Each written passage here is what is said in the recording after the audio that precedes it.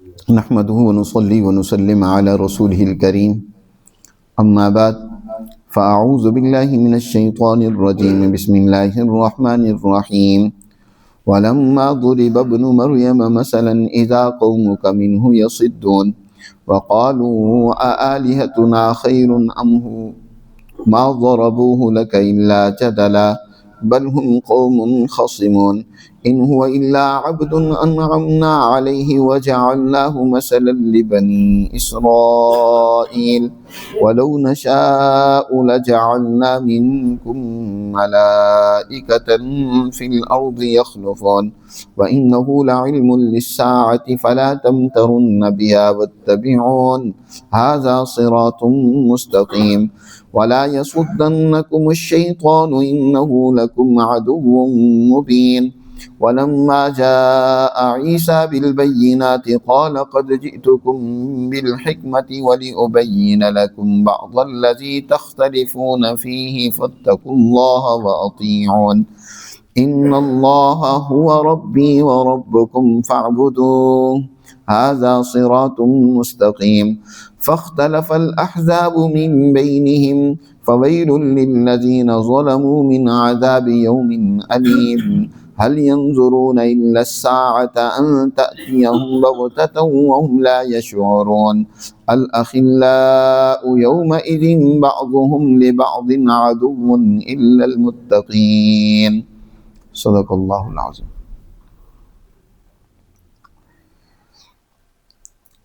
یہ سورہ زخرف کا 6واں رکوع ہے، اور اس سورہ مبارکہ کے اس رکوع کی ماقبل آیات اور مضامین کے ساتھ کچھ مناسبت اس طرح ہے کہ گزشتہ آیات میں اللہ سبحانہ و تعالی نے یہ بات بیان فرمائی وَاسْأَلْ مَنْ أَرْسَلْنَا مِنْ قَبْلِكَ مِنْ رُسُلِنَا أَجَعَلْنَا مِنْ دُونِ الرَّحْمَنِ آلِهَةً يُعْبَدُونَ کہ تمام انبیاء علیہ السلام کی تعلیمات کو سامنے رکھیے، ان کے اولو العزم اور سچے لوگوں سے پوچھئے، سوال کیجئے کہ کیا اللہ سبحانہ و تعالی نے خدائے رحمان کے سوا، یعنی اپنی ذات عالی کے سوا کسی اور کو معبود بنایا ہے کہ لوگ اس کی پرستش کریں؟ اجعلنا من دون الرحمن، کیا ہم نے رحمان کے سوا کسی اور کو یہ اختیار دیا کہ وہ اللہ کا نائب ہونے کا دعویٰ کر کے لوگوں کو اپنی پرستش اور بندگی کی طرف بلائے، یا وہ اللہ کی اولاد ہونے کا دعویٰ کرے، یا اور کوئی خدائی اختیارات اس کے پاس ہوں اور وہ لوگوں کو اپنی اطاعت اور بندگی کی طرف بلائے؟ کیا کسی نبی نے ان کی تعلیمات میں کوئی اس طرح کی بات تمہیں ملتی ہے؟ قطعاً اس پر بعض مشرکین مکہ نے نبی کریم صلی اللہ علیہ وسلم سے سوال کیا اور کہا کہ یہ جن کو ہم پوجتے ہیں اور آپ ان کی مخالفت کرتے ہیں، لات، عزا، منات اور یہ بت ہمارے معبود جو ہیں، آپ یہ بتائیں کیا یہ ہمارے معبود یہ بہتر ہیں یا حضرت عیسیٰ علیہ السلام؟ ان کو بھی تو قوم پوجتی ہے، ان کی بھی پرستش کرتی ہے، عیسائی ان کی بھی لوگ پرستش کرتے ہیں، وہ بہتر ہیں؟ اس پر اللہ سبحانہ و تعالی نے یہ ابن زباری، عبداللہ ابن زباری ایک مشرک تھا، اس نے یہ سوال اٹھایا۔ جب یہ اس نے سوال اٹھایا تو مکہ والوں کو تو کوئی بات چاہیے تھی دل لگی کے لیے، ان کو کوئی شغل چاہیے تھا حضور صلی اللہ علیہ وسلم کا تمسخر اور مذاق اڑانے کے لیے، چنانچہ انہوں نے خوب اس کی بات کو یہ سن کر ٹھٹھا کیا، مذاق اڑایا اور خوب شور و غل کیا۔ تو اس موقع پر یہ آیات مبارکہ نازل ہوئی اور اللہ نے ارشاد فرمایا وَلَمَّا ضُرِبَ ابْنُ مَرْيَمَ مَثَلًا، اور جب ابن مریم کی مثال بیان کی گئی کہ کیا وہ بھی تو خدا ہے، ان کو بھی تو لوگ پوجتے ہیں اور ان کو خدا اور ابن اللہ سمجھتے ہیں، جب ان کی مثال بیان کی گئی تو اذا قومک منہ، تو اس وقت آپ کی قوم، قومک آپ کی قوم، کون سی وہ قوم؟ وہ جو آپ کی دشمن بنی ہوئی ہے، جو آپ کی مخالف ہے، جو آپ کی تعلیمات کو نہیں مان رہی، آپ سے دشمنی کر رہی، آپ کے راستے میں رکاوٹ ڈال رہی ہے، قرآن اس کو حضور کی قوم قرار دے رہا ہے، کہہ رہے آپ کی قوم اے پیغمبر منہ یصدون، اس بات کو سن کر وہ شور و غوغا کرتے ہیں، یصدون یصیحون، یہ خوب شور مچاتے ہیں اور ہنسی مذاق کرتے ہیں، آپ صلی اللہ علیہ وسلم کا تمسخر اڑاتے ہیں، ہاں یہ بات کرے۔ ایک تو اس کا ماقبل کے ساتھ یہ ربط ہے جو حضرت الامام شاہ ولی اللہ رحمۃ اللہ علیہ نے فتح الرحمن میں یہی بیان کیا ہے، اور ایک اور مطلب بھی بعض مفسرین نے بیان کی ہے کہ اس سے پہلے سورہ انبیاء کی یہ آیات نازل ہوئی تھی جن میں اللہ نے ارشاد فرمایا کہ انکم وما تعبدون من دون اللہ حصب جہنم انتم لہا واردون، بے شک تم اور وہ تمہارے معبود جن کی تم پرستش کر رہے ہو وہ سب کے سب حصب جہنم، جہنم کا ایندھن بنے گے، انتم لہا واردون، اور تم سب نے وہاں جہنم میں پہنچنا ہے۔ لو کان ہؤلاء آلیۃ ما وردوہا، اگر یہ جن کو تم پوجتے ہو یہ تمہارے معبود اور خدا ہوتے تو جہنم میں نہ جاتے۔ آلیۃ ما وردوہا وکل فیہا خالدون، اور یہ سب جہنم میں جائیں گے، لہم فیہا زفیر وہم فیہا لا یسمعون، ان کے لیے وہاں بڑا دردناک، ان کو جب تکلیف پہنچے گی تو وہ چیخیں گے چلائیں گے وہاں۔ تو قرآن نے فرمایا کہ تم اور تمہارے معبود جہنم کے ایندھن بنیں گے۔ اس پر ابن زباری نے جب یہ آیات سنی تو اس نے حضور صلی اللہ علیہ وسلم سے سوال کیا کہ پہلے یہ بتائیں کیا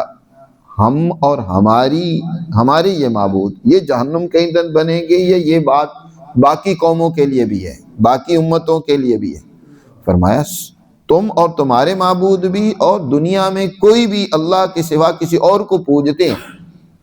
تو وہ سب جہنم کے ایندھن بنے گے۔ تو اس پر ابن زباری نے یہ کہا کہ اس کا مطلب یہ ہے کہ عیسیٰ علیہ السلام جن کو ایک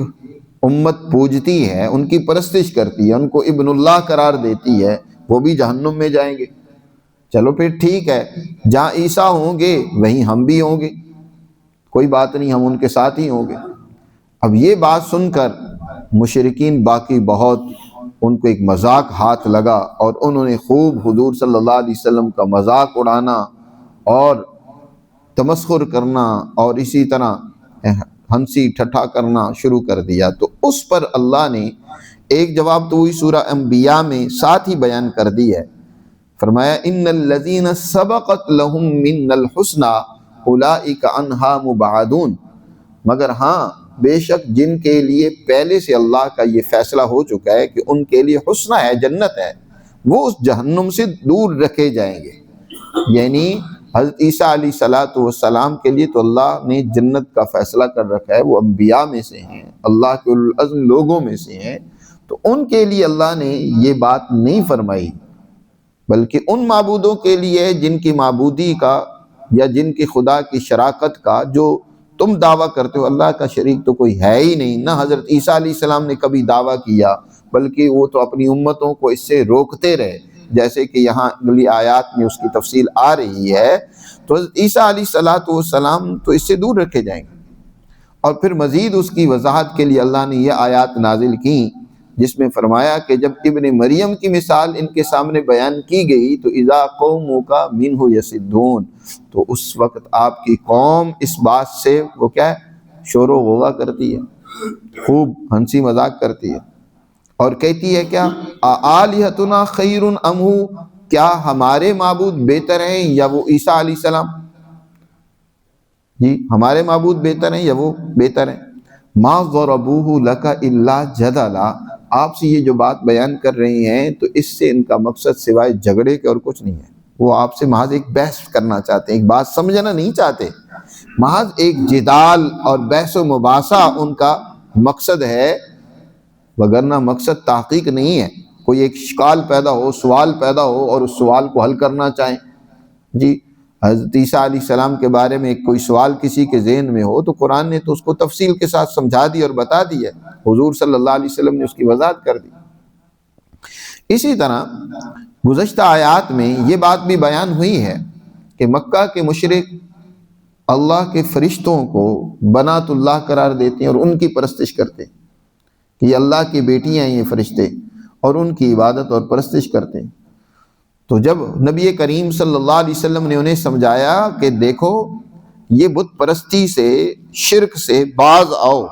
یہ تمہارے معبود اور تمہیں کل قیامت کے دن بچا نہیں سکیں گے، بلکہ یہ تمہارے معبود، قرآن نے دوسری جگہ پر فرمایا نا جہنم کا ایندھن یہ انسان اور پتھر ہوں گے، یہ پتھر سے بنائے ہوئے جو معبود ہیں، یا وہ تمہارے لیڈر اور سرغنہ جو لوگوں کو ان پتھروں کی یا اپنی پرستش کی دعوت دیتے ہیں، فرمایا یہ جہنم میں جائیں گے۔ تو وہی مشرکین نے پھر وہی سوال اٹھایا کہ فرشتے جو ہیں، جو اللہ کی تم خود کہتے ہو کہ بڑی مقدس اور پاکیزہ مخلوق ہے، اور حضرت عیسیٰ علیہ السلام یہ جہاں ہوں گے ہم بھی وہیں ہوں گے، پھر ان کے ساتھ ہی ہوں گے، اور ٹھیک ہے ہم پھر اس پر راضی ہیں۔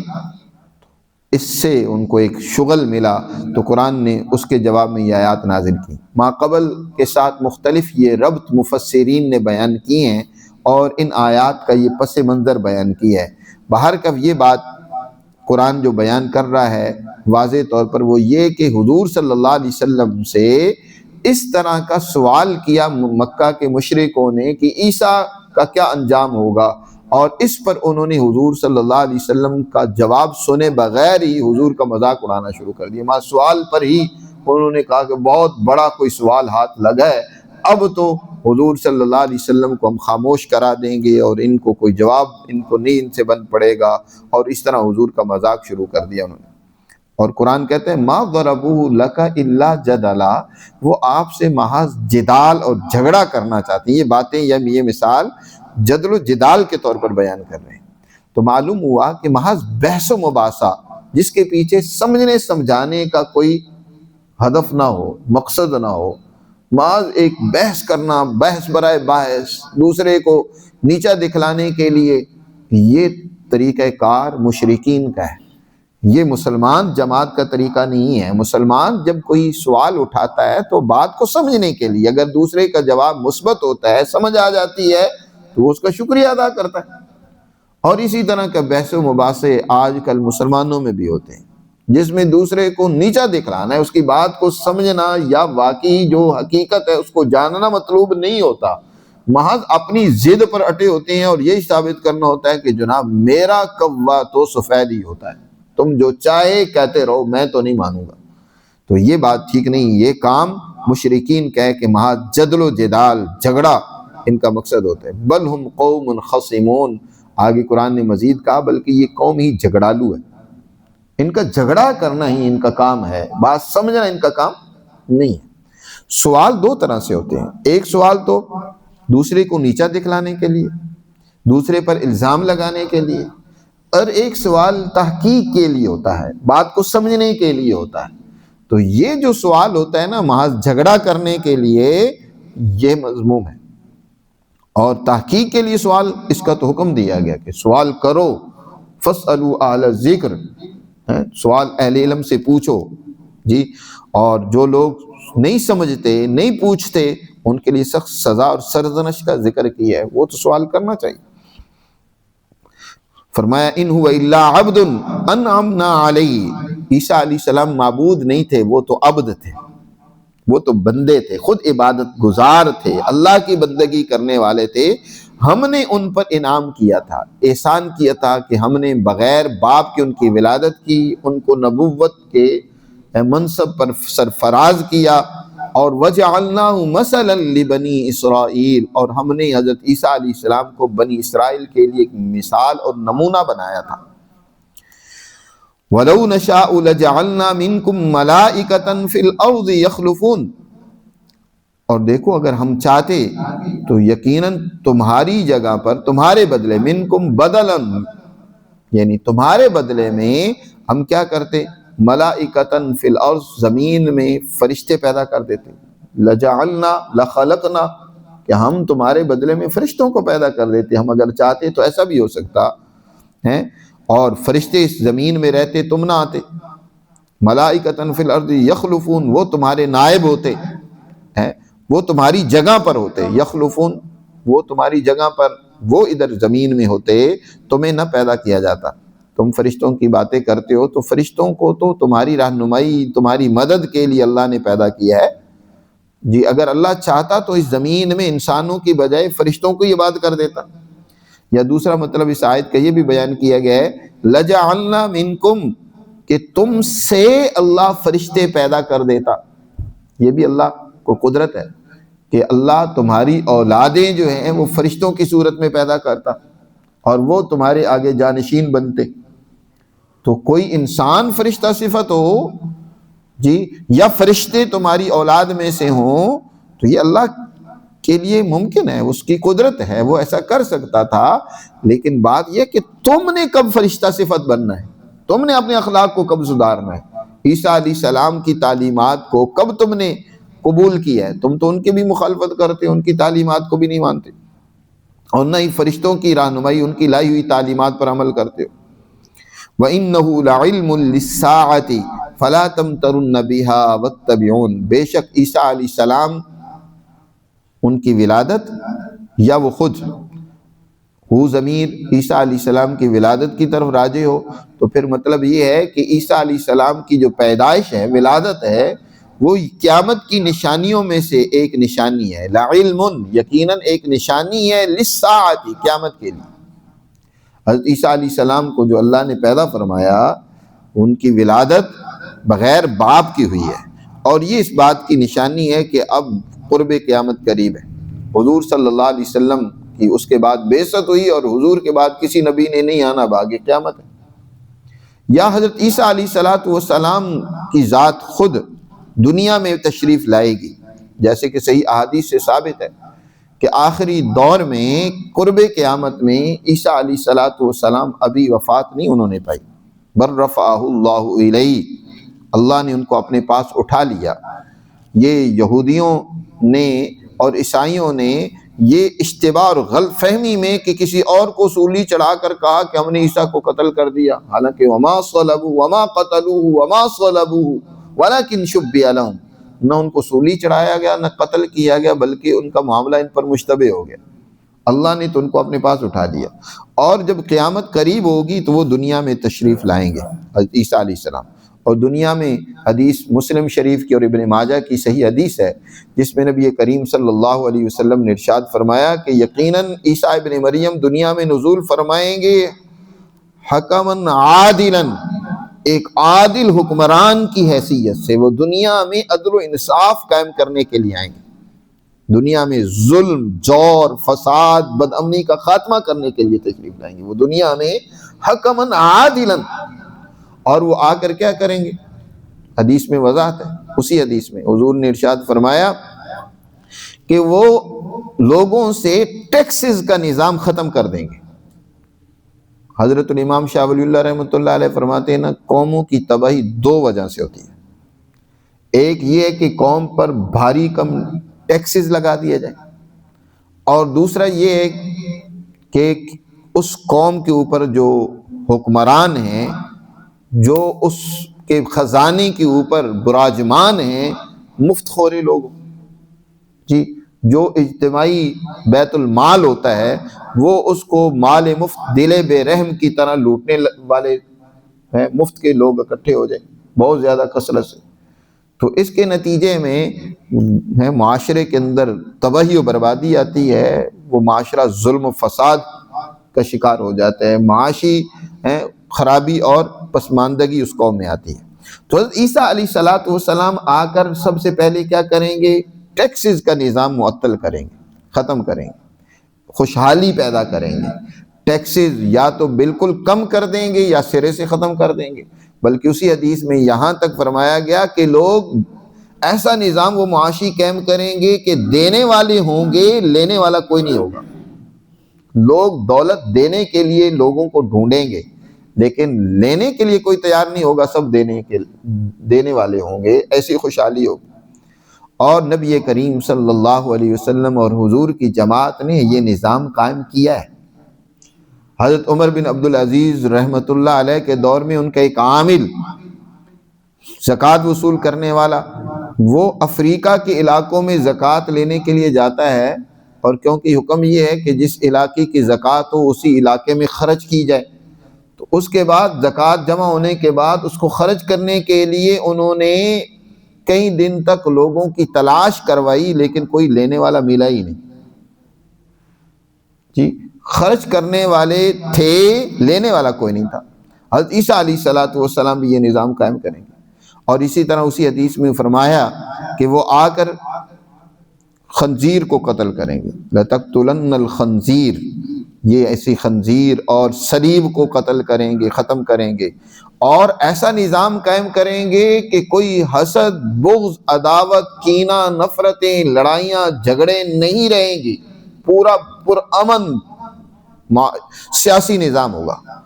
جی۔ کسی بھی نظام کی خوبی، سیاسی نظام اس کی یہ ہوتی ہے کہ امن ہو، جھگڑے، لڑائیاں، دشمنیاں ختم، اور معاشی خوشحالی کی خوبی یہ ہوتی ہے کہ ہر ایک خوشحال ہو، وہ کسی کا محتاج نہ ہو، دست نگر نہ ہو جی۔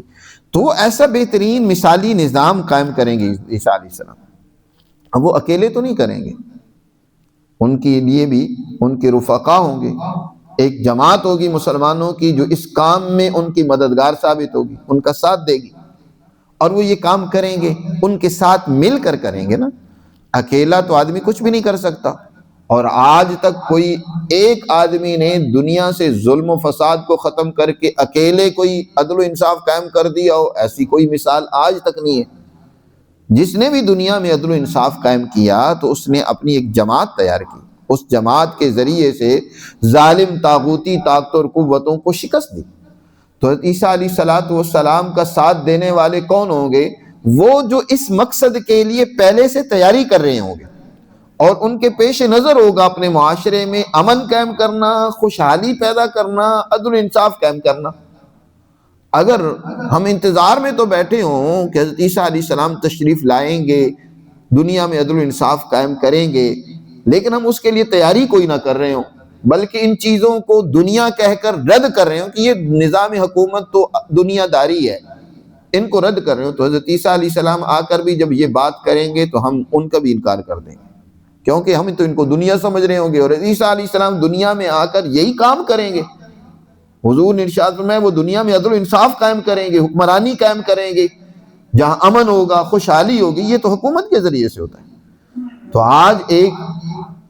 مذہبی طبقہ وہ عیسیٰ علیہ السلام کے انتظار میں تو بیٹھا ہوا ہے، لیکن عیسیٰ علیہ السلام کے کام کو کرنے کے لیے تیار نہیں ہے، اس کی نفی کر رہا ہوتا ہے۔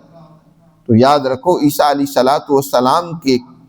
کام کو کرنے کی اپنے اندر سوچ پیدا کریں، اس کی تیاری کریں، محض ان کے انتظار میں بیٹھنا نہیں، بلکہ یہ مسلمان جماعت جس کو ان کے پیغمبر سید الانبیاء نبی کریم صلی اللہ علیہ وسلم نے یہ ذمہ داری دے دی ہے کہ تم یہ دنیا میں عدل و انصاف قائم کرو، اعدلوا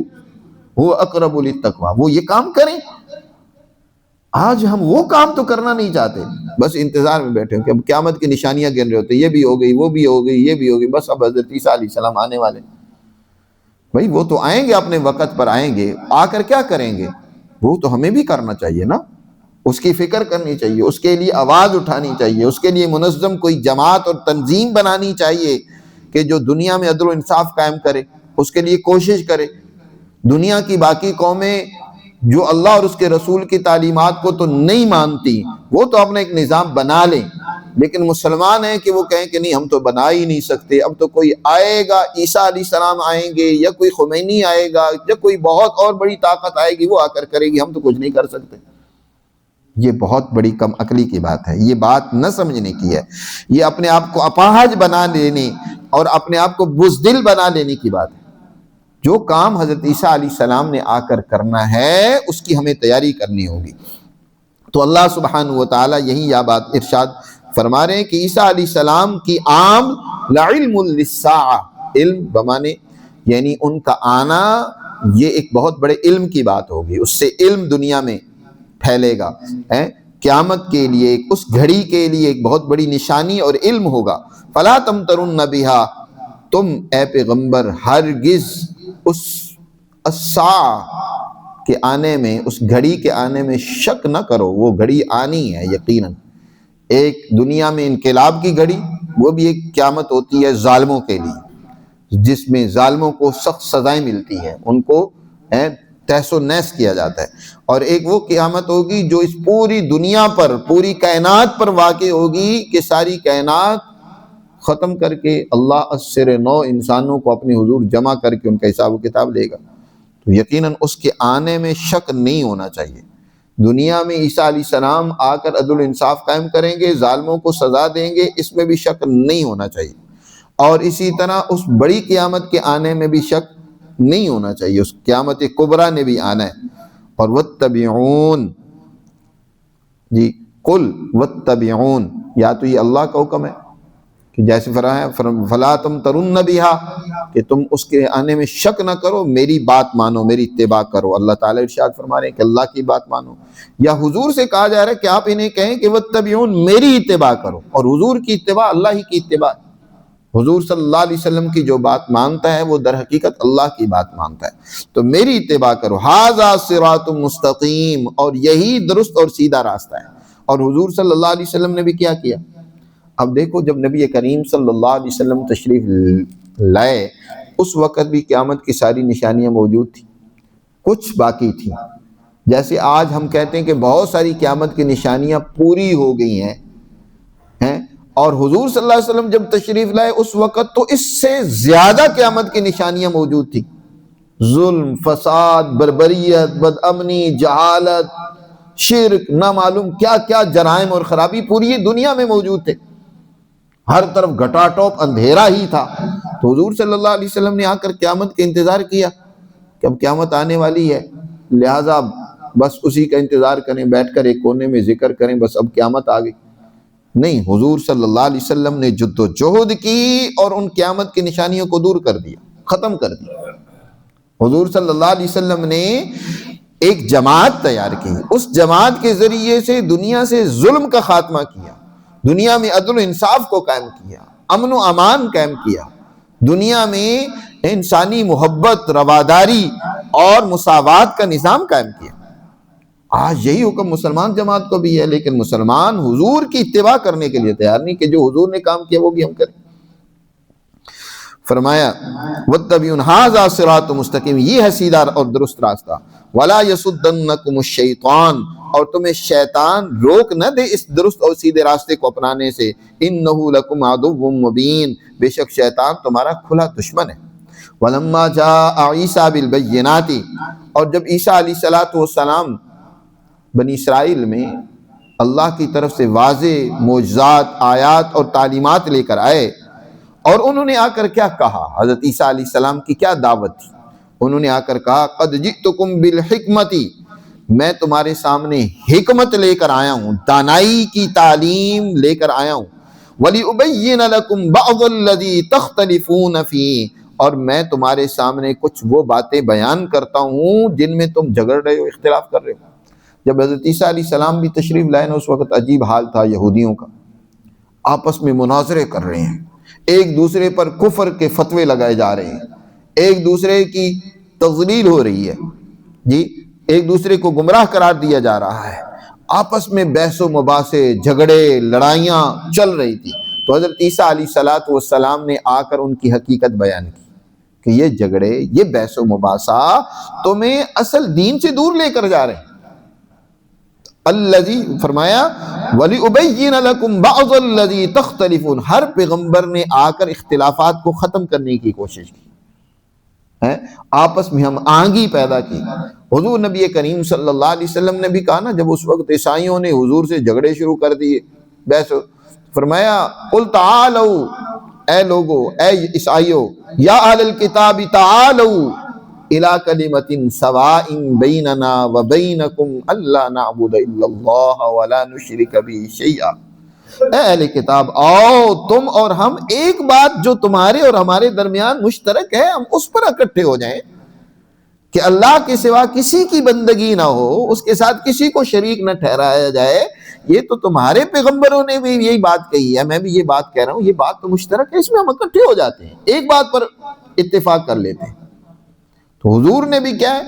اتفاق کی بات کی۔ اور آج ہمارے ہاں ابتدائی اختلاف سے ہوتی ہے، جھگڑوں سے ہوتی ہے، اتفاق اور موافقت پیدا کرنے کی بات نہیں ہوگی، اوپر سے لے کر نیچے تک آج قوم کی ایک ہی سوچ بن چکی ہے، تشدد، جھگڑا، موافقت پیدا کرنا، دوسرے سے درگزر کرنا، دوسرے کی بات کو سننا اور اس کا کوئی مثبت جواب ہے تو دینا، وہ ہے ہی نہیں۔ بس دوسرے نے کہہ دیا میری رائے کے خلاف تو بس میرا تو وہ دشمن بن گیا، لڑائی جھگڑے اور دوسرے کو گمراہ قرار دینا۔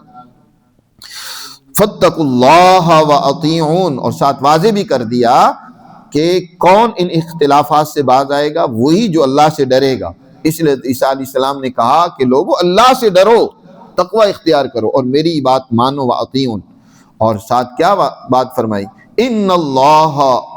ہوا ربی وربکم فاعبدوہ، بے شک اللہ ہی وہ میرا اور تمہارا رب ہے، میرا بھی وہی رب ہے، تمہارا بھی وہی رب ہے۔ فاعبدوہ ھذا صراط، اسی کی بندگی اور پرستش کرو، ھذا صراط مستقیم، یہی سیدھا اور درست راستہ ہے۔ حضرت عیسیٰ علیہ السلام نے اپنی پرستش کی بات نہیں کی کہ لوگ میری پرستش کریں، بلکہ انہوں نے کہا ان اللہ ہوا ربی وربکم فاعبدوہ، اسی اللہ کی بندگی اور اطاعت کرو جو میرا اور تم سب کا رب ہے، اس کی عبادت کرو، ھذا صراط مستقیم۔ لیکن پھر کیا ہوا؟ حضرت عیسیٰ علیہ السلام تو دنیا سے اٹھا لیے گئے، اب ان کے ماننے والوں نے بعد میں پھر جھگڑے شروع کر دیے کہ حضرت عیسیٰ علیہ السلام ابن اللہ ہیں، یا حضرت عیسیٰ علیہ السلام ثالث ثلاثہ ہیں، اور ان کے بارے میں عجیب و غریب نئے فلسفے، بحثیں شروع ہو گئیں، ان کو مصلوب کر دیا گیا۔ یہ جھگڑے ان کے بعد ہوئے۔ فاختلف الاحزاب من بینہم، پس مختلف جماعتیں آپس میں اختلاف کرنے لگی، جھگڑنے لگی۔ فویل للذین ظلموا من عذاب یوم علیم، پس ہلاکت اور تباہی ہے ان لوگوں کے لیے جو ظلم کر رہے ہیں، جو ظالم ہیں، دردناک دن کے عذاب سے ان کے لیے بہت بڑی ہلاکت اور تباہی و بربادی ہے۔ هل ينظرون الا الساعة، یہ مکہ کے مشرک اس گھڑی کا انتظار کر رہے ہیں جب ان کے پاس آئے گی، یہ نہیں انتظار کر رہے ہیں مگر الساعة، اس انقلاب کی گھڑی کی جو حضور صلی اللہ علیہ وسلم لے کر آئے، جس میں ان کو سزا ملی، یا اس سے مراد وہ قیامت کبریٰ ہو تو اس کا انتظار کر رہے ہیں کہ وہ آ جائے۔ ان تأتیہم بغتۃ، یہ کہ اچانک ان کے پاس آ جائے۔ یہ جو قیامت صغریٰ انقلاب آیا نا، وہ بھی اچانک ہی آیا۔ مکہ کے مشرک وہ بڑے تم تراک کے ساتھ مکہ سے روانہ ہوئے حضور صلی اللہ علیہ وسلم کو شکست دینے کے لیے، حضور اور حضور کی جماعت کا نام مٹانے کے لیے بڑے خوش تھے کہ ہم جا کر اونٹ ذبح کریں گے، گانے والی ناچنے والی ناچیں گی گائیں گی، اور ہم وہاں دنیا پر داغ بٹھا دیں گے۔ ان کے تو وہم و خیال میں بھی نہیں تھا کہ ہمارا صفایا وہاں ہو جانا ہے۔ ابو جہل، عتبہ، شیبہ، یہ سارے سردار مارے جائیں گے، قیدی ہو جائیں گے، شکست کھا لیں گے۔ ان کے تو حاشیے خیال میں بھی یہ بات نہیں تھی۔ بغتتاً، اچانک جب حضور صلی اللہ علیہ وسلم کی جماعت حضور کی قیادت میں ان پر اللہ کی وہ ایک تلوار بن کر پڑی، اچانک وہ ان پر وہ قیامت ٹوٹی، پھر انہیں ہوش آئے، پھر انہیں پتہ چلا۔ وَهُمْ لَا يَشْعُرُونَ، اور وہ بات یہ سمجھ نہیں رہے تھے۔ یہ قرآن نے پہلے یہ بات کہہ دی تھی، پہلے ہی سمجھایا تھا کہ تم اس کا انتظار کر رہے ہو، وہ آئے گا وقت جی، پھر وہ آیا۔ اور اسی طرح قیامت کبریٰ ہے، بڑی قیامت بھی جب آئے گی تو لوگ اس طرح اپنے کاموں کاج میں غفلت میں پڑے ہوئے ہوں گے، تو اللہ کی طرف سے اعلان ہو جائے گا، سور پھونک دیا جائے گا اور پھر قیامت واقع ہو جائے گی۔ اس دن الْأَخِلَّاءُ يَوْمَئِذٍ بَعْضُهُمْ لِبَعْضٍ عَدُوٌّ إِلَّا الْمُتَّقِينَ، اس دن کوئی دوست کسی کے کام نہیں آتا۔ جب مصیبت اور تکلیف میں پکڑا جاتا ہے نا انسان، شکنجہ کستا ہے، تو پھر بڑے بڑے ساتھ چھوڑ دیتے ہیں۔ وہ کھانے والے جو ہوتے ہیں نا، وہ سارے بھاگ جاتے ہیں، دور چلے جاتے ہیں۔ اگر کوئی کام اس وقت آتا ہے تو کوئی انتہائی قریبی ہی آتا ہے۔ اور کل قیامت کے دن بھی، جو قیامت کبریٰ ہوگی، اس دن بھی کوئی دوستی کام نہیں آئے گی، کوئی رشتہ ناتا کام نہیں آئے گا۔ الاخلاء، اخلاء خلیل کہتے ہیں بڑے جگری دوست کو، جو دنیا میں بڑے جگری دوست بنے پھرتے تھے نا، کوئی کسی کے کام نہیں آئے گا، یاد رکھو۔ الاخلاء یومئذ بعضهم لبعض عدو، بلکہ ایک دوسرے کے دشمن ہوں گے، ایک دوسرے پر الزام دھریں گے، تمہاری وجہ سے یہ ہم پکڑے گئے۔ جیسے قرآن نے پیچھے ذکر کیا ہے کہ نقیض له شیطانا فهو له قرین، ایک شیطان ہے ان ظالموں، ہر ظالم کے ساتھ، ایک حکمران کے ساتھ ہوتا ہے جو دنیا میں اس کا ساتھی بنا رہتا ہے، لیکن کل قیامت کے دن وہ اس کو لان تان کرے گا کہ تیری وجہ سے ایک شیطان، یعنی مراد وہ انسانی شیطان بھی ہو سکتا ہے، انسان جنی کوئی بھی شیطان ہو سکتا ہے، وہ اس کا ساتھی ہے، دنیا میں وہ بڑا اس کا جگری دوست بنا ہوا تھا، کل قیامت کے دن وہ اس سے برات کا اعلان کرے گا، اس پر لان تان، ہر ایک دوسرے پر لان تان کریں گے۔ لیکن الا المتقین، مگر متقین، اللہ سے ڈرنے والے، اللہ کا خوف اور اس کی خشیت دل میں رکھنے والے، وہ لوگ کل قیامت میں ایک دوسرے کے کام آئیں گے۔ نبی کریم صلی اللہ علیہ وسلم نے ارشاد فرمایا، کل قیامت کے دن حضرت ابو ہریرہ رضی اللہ تعالیٰ عنہ سے روایت ہے کہ حضور نے ارشاد فرمایا، کل قیامت کے دن اللہ تعالیٰ ارشاد فرمائیں گے، این المتحابون فیہ، کہاں ہے میری ذات کے بارے میں محبت کرنے والے، میری وجہ سے آپس میں محبت کرنے والے، یعنی دین کی بنیاد پر، اللہ کی تعلیم و تربیت کی بنیاد پر کہ ہمیں اللہ کا علم ایک دوسرے کو سکھانا ہے، ایک دوسرے سے محبت کرنی ہے اللہ کے لیے، کوئی اس میں غرض مفاد لالچ نہیں ہے، تو ایسی محبت کرنے والوں کو اللہ قیامت کے دن کہے گا، کہاں ہے وہ؟ بجلالی، میرے جلال کی قسم، میری عزت کی قسم، آج جب کہ دنیا ہے یہ کیا ہے، وہ سورج کی انتہائی تپش سے سرخ ہوگی، جیسے آگ کا انگارہ ہوتا ہے، جل رہی ہوگی، تو اس وقت کوئی سایہ بھی نہیں کسی کو ملے گا سوائے اللہ کے عرش کے سائے کے علاوہ، اور اللہ ایسے لوگوں کو اپنے عرش کے سائے میں پناہ دے گا جو صرف اس کی ذات کے لیے آپس میں محبت کرتے تھے۔ یوم لا ظل الا ظلی، آج میرے سائے، عرش کے سائے کے علاوہ کوئی سایہ نہیں ہوگا، ان کو بلاؤ جو میری ذات کے لیے آپس میں محبت کرتے تھے، ان کو میرے عرش کے نیچے جگہ دو۔ تو اللہ کے لیے محبت وہ تو کام آئے گی الا المتقین، اس کے علاوہ سارے رشتے، ناطے، تعلقات اور محبتیں کل قیامت کے دن ٹوٹ جائیں گی۔ اللہ ہمیں سمجھ نصیب فرمائے، اپنے احکامات کو سمجھ کر ان پر عمل پیرا ہونے کی اللہ ہمیں توفیق دے۔